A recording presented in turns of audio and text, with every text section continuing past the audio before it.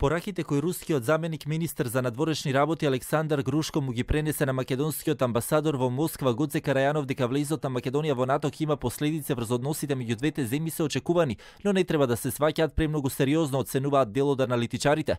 Поранешниот амбасадор Нано Ружин вели дека Русија сака да наметне слика дека се уште е клучен фактор во регионот, а определбата на Македонија кон НАТО одамна е јасна. Вели единствено последици може да има само на економски план.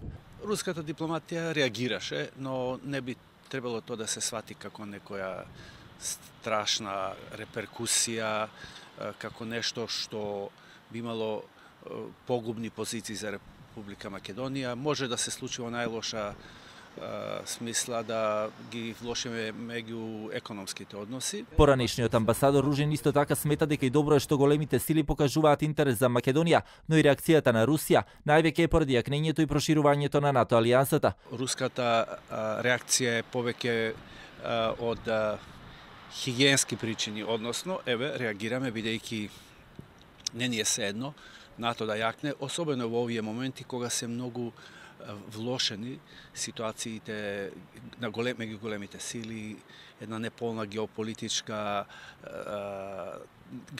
тренд се развива во меѓународните односи. По заканите кои ги упати Русија за евентуалниот влез на Македонија во НАТО, вчера експресно врати и премиерот Заев кој рече дека евроатлантските интеграции на земјава не се против интересите на Русија.